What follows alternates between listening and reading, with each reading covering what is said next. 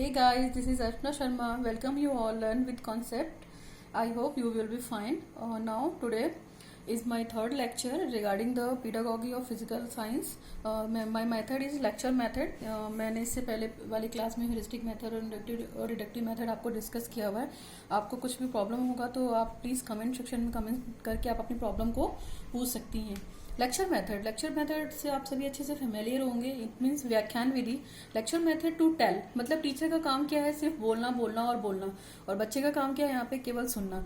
तो lecture method को हम टू टेल मेथड भी कह सकते हैं कि सब कुछ हम बोलकर बताएंगे. Okay, this is the most ancient method. देखा जाए तो ये सबसे पुरानी विधि है और सबसे प्राचीन विधि है, और जो कि कहाँ से मिलती है हमें. जो आइडियलिज्म आप लोगों ने पढ़ा होगा, आदर्शवाद, ये उसका जो कॉन्सेप्ट है लेक्चर मेथड का, वो आइडियलिज्म पे बेस्ड है. उसी के ये आइडियाज हैं कि लेक्चर मेथड बहुत ही अच्छा विधि है. इस विधि से हम चीजों को बहुत इजी तरीके से कम टाइम में बहुत सारी नॉलेज अपने बच्चों को दे सकते हैं. ठीक है, स्पेशली देखा जाए तो ये विधि जो होती है वो बड़ी क्लासों के लिए बहुत अच्छी है, हायर क्लास के लिए अच्छी है. लेक्चर मेथड के थ्रू हम हायर क्लास में क्या करते हैं कि नंबर ऑफ स्टूडेंट्स हमारे बहुत ज्यादा हैं तो भी एक टीचर खड़े होकर लेक्चर दे रहा है और अपनी इंफॉर्मेशन को उस तक डिलीवर कर रहा है. इस मेथड में क्या है, टीचर काफी एक्टिव है इन कंपेरिजन टू स्टूडेंट. और जरूरी नहीं है कि सारे बच्चे तो डीएक्टिव होते हैं. डीएक्टिव इन द सेंस कि खाली वो सुनते हैं, चीजों को रिकॉग्नाइज नहीं करते हैं. टीचर बोल रहा है, बच्चा सुन रहा है. तो टीचर का जो यहाँ पे है वो टीचर सेंटर्ड मेथड एक तरीके से आप इसे बोल सकते हैं. अगर आपको बोलना चाहे तो व्याख्यान विधि को लेक्चर मेथड के अलावा to tell method, to teacher centred method.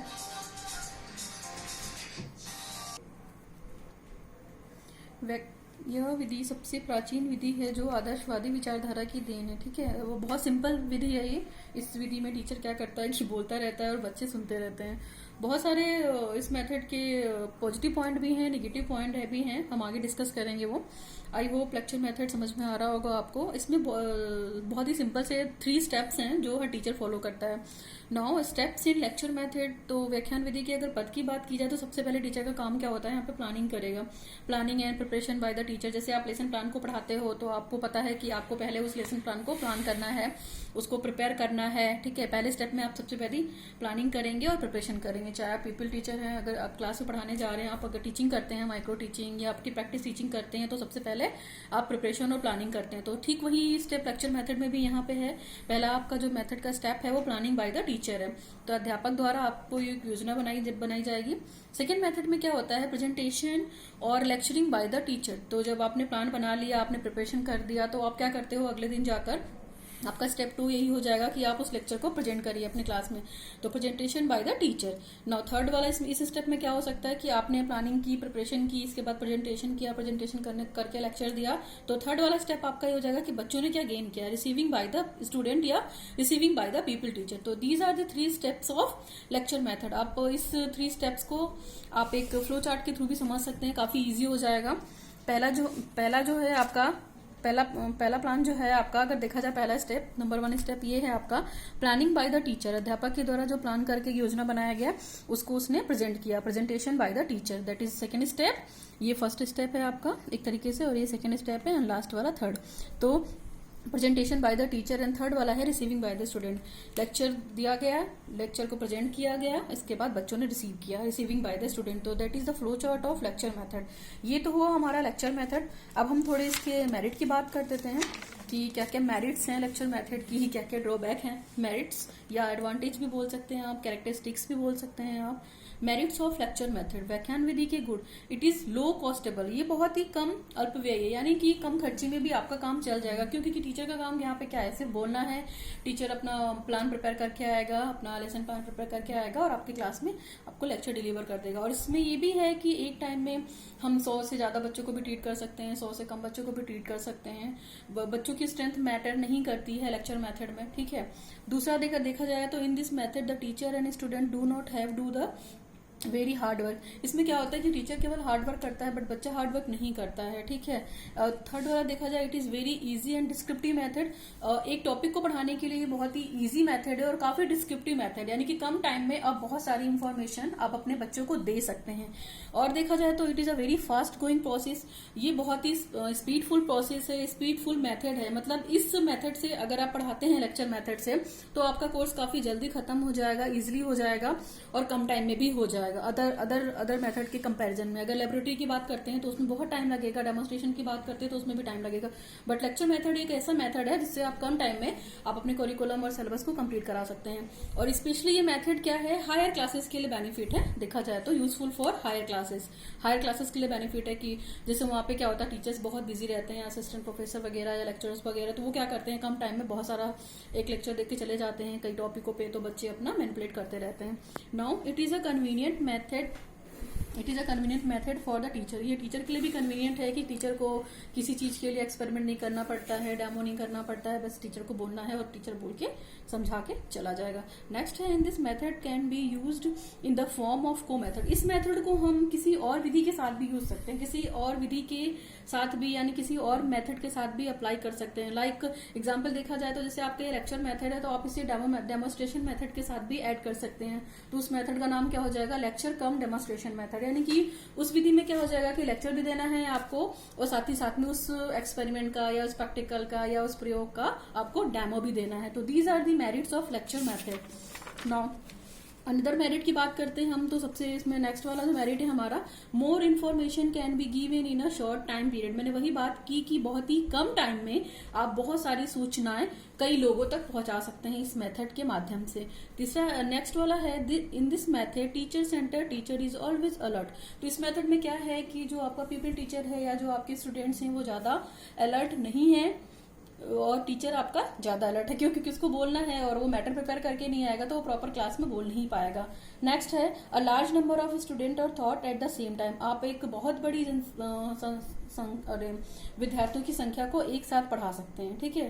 तो एक टीचर एक टाइम में बहुत सारी इंफॉर्मेशन आपके बहुत सारे स्टूडेंट्स को प्रोवाइड कर सकता है। तो ये तो रहा लेक्चर मेथड। अब हम थोड़ा डीमेरिट की बात करते हैं। तो डीमेरिट में क्या है, डीमेरिट की अगर हम बात करते हैं तो demerit of lecture method. Now we are come to the demerits of lecture method, यानी व्याख्यान विधि के दोष क्या हैं, ड्रॉबैक हैं, क्या है आपको ये बताते हैं। तो it can not be use in the very small classes. ये छोटी क्लासेस के लिए इफेक्टिव नहीं है, क्योंकि छोटे बच्चों को केवल लेक्चर के माध्यम से हम सारी चीजें नहीं पढ़ा सकते हैं, क्योंकि वहां पे सभी का मेंटल लेवल सेम नहीं होता है, वो मैच्योर नहीं होते हैं, ठीक है। नेक्स्ट है, it is unpsychological method. Unpsychological method in the sense कि इसमें न टीचर्स के मन के बारे में, टीचर का काम क्या होता है सिर्फ लेक्चर देना, तो वो बच्चों से प्रॉपर तरीके से फैमिलियर नहीं हो पाती है, ये भी नहीं जानती है कि बच्चों को कौन सी चीज समझ में आई है, कौन सी चीज नहीं समझ में आई है, रिकॉग्निशन नहीं कर पाती है, स्टूडेंट को रिकॉग्नाइज नहीं कर पाएगी। क्यों? क्योंकि ये टोटली अनसाइकोलॉजिकल मेथड है। नेक्स्ट मेथड की बात करते हैं, नेक्स्ट पॉइंट की। तो in this method no attention is paid to the readiness of the student to receive their knowledge, that is it is far from the science of the mind। अगर इस विधि में देखा जाए तो ज्ञान ग्रहण करने की सबसे अधिक जो क्षमता होती है, कैपेसिटी होती है, इस विधि में ही होती है। बस बच्चे को करना क्या होता है कि बच्चे को जो भी टीचर लेक्चर दे रहा है उसको अच्छे से सुनना होता है, ठीक है। नेक्स्ट अगर हम ड्रॉबैक की बात करते हैं तो इस विधि में क्या करता है, अध्यापक ज्यादा एक्टिव रहता है इन कंपेरिजन टू स्टूडेंट। तो इससे इंटरेस्ट जो होता है वो कुछ जो बच्चे जिनका मेंटल लेवल बहुत अच्छा है, आईक्यू लेवल बहुत अच्छा है, जो पढ़ने के लिए तत्पर हैं, तो वो तो बहुत अच्छे से सुनेंगे, बट क्लास में हमारा जो क्लास देखा जाएगा उसमें एवरेज स्टूडेंट ज्यादा होते हैं। तो उनमें से जो बच्चे डल होंगे, जिनका मेंटल लेवल अच्छा नहीं होगा, तो वो प्रॉपर ना तो सुनेंगे ना तो ध्यान से बैठेंगे। तो एक ड्रॉबैक ये भी हो सकता है, ठीक है। स्पेशली टीचर तो एक्टिव है ही, बट सारे बच्चे एक्टिव हैं या नहीं है ये पता नहीं। नेक्स्ट है, ये क्या है, एक वन वे मेथड है जो कि क्या करता है, इसमें केवल जो टीचर का काम है प्रेजेंटेशन देना है, उसको बस प्रेजेंटेशन देना है, डेमो नहीं करना है, एक्सपेरिमेंट नहीं करना है, इस तरीके की चीजें नहीं करना है। तो एक तरीके से देखा जाए तो ये वन वे मेथड है, ये भी एक उसका ड्रॉबैक है।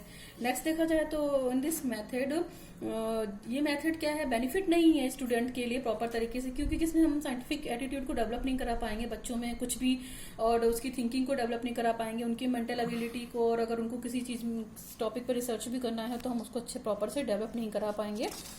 ओके, नाउ ये डीमेरिट था। डीमेरिट में और भी पॉइंट्स हैं। आप और भी लिख सकते हैं, मैंने बहुत इजी लिखा हुआ है यहाँ पे। This method has a no interest in experiment work. इस मेथड का मेन क्या है कि ये एक्सपेरिमेंट में कोई रुचि नहीं रखता है, सिर्फ लेक्चर की बात करता है। This method is based on the memory totally. तो ये क्या है, मेमोरी पे बेस्ड है। अगर आप लेक्चर दे रहे हैं प्रॉपर, आप सुन नहीं रहे हैं, तो आप जाहिर सी बात है आपको मेमोरी यूज करनी पड़ेगी। अगर आपका कंसंट्रेशन क्लास में नहीं है तो आप चीजें भूल जाएंगे, क्योंकि लेक्चर के माध्यम से पढ़ाया जा रहा है आपको, तो आपको बहुत ज्यादा देर तक याद नहीं रहेगा।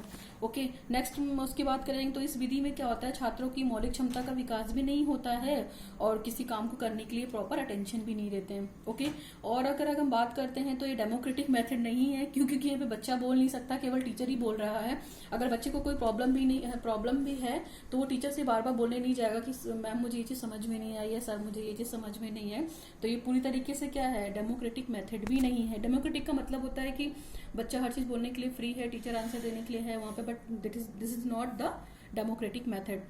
ना नेक्स्ट की बात करते हैं तो इस विधि में क्या होता है, रीजनिंग पावर भी बच्चे की अच्छे से डेवलपमेंट नहीं होता है, वो क्रिटिकल पावर भी डेवलपमेंट नहीं होता है इस मेथड में। इस मेथड में वो अगर कोई टॉपिक पे कुछ डिस्कशन करने के लिए बोल दिया जाए रिगार्डिंग द लेक्चर, तो वो टॉपिक को क्रिटिसाइज भी नहीं कर पाएगा। क्यों? क्योंकि उसको तो सिर्फ सुनना है, बैठकर ध्यान देना है। और एक यहाँ पे सिंपल सा एक फॉर्मेट है लेक्चर मेथड का। तो देखिए टीचर का क्या होता है, टीचर का एक एम होता है जो वो प्रिपेयर करके आती है। फिर टीचर अपने एम का मतलब यहाँ पे उसका वो लेसन प्लान है जो वो प्रिपेयर करके आती है, और उसी का एम उसको होता है कि वो उसी टॉपिक का इंट्रोडक्शन देगी। इंट्रोडक्शन यहाँ पे बॉडी का काम यहाँ पे टीचर करेगी। तो टीचर का काम क्या है, एम्फेसिस ऑन डिस्कशन और डेमोन्स्ट्रेशन इलुसरेशन। ठीक है, तो कुछ अगर आप लेक्चर मेथड थोड़ा सा इफेक्टिव बनाना चाहते हैं तो डेमोन्स्ट्रेशन वाला काम यहाँ पे कर सकते हैं लेक्चर मेथड का। ठीक है, इसके बाद क्वेश्चनिंग भी पुटअप कर सकती है, कंक्लूजन भी हो सकता है। तो जब आपका लेक्चर खत्म हो जाए तो आप लास्ट में ये ट्राई करिए कि बच्चों से ही क्वेश्चन को पूछिए लेक्चर मेथड देने के बाद। इस मेथड से आप क्या कर सकते हो, रिवीजन कर सकते हो पूरी टॉपिक का एक साथ बहुत इजी वे में, कि पूरा लेक्चर एक बार में दे दिया, फिर बच्चों से पूछा गया कि आपको क्या क्या डाउट्स हैं, आपको क्या क्या क्वेश्चंस निकल रहे हैं, आप ओवरऑल किस कंक्लूजन पे पहुंचे। तो ये लेक्चर मेथड है। Okay, this is the more about the lecture method. If you have a problem in this method, please comment section me, and please if you like my videos, like, share, subscribe my video, watch my channel with Archana Sharma, learn with concept. Thank you all.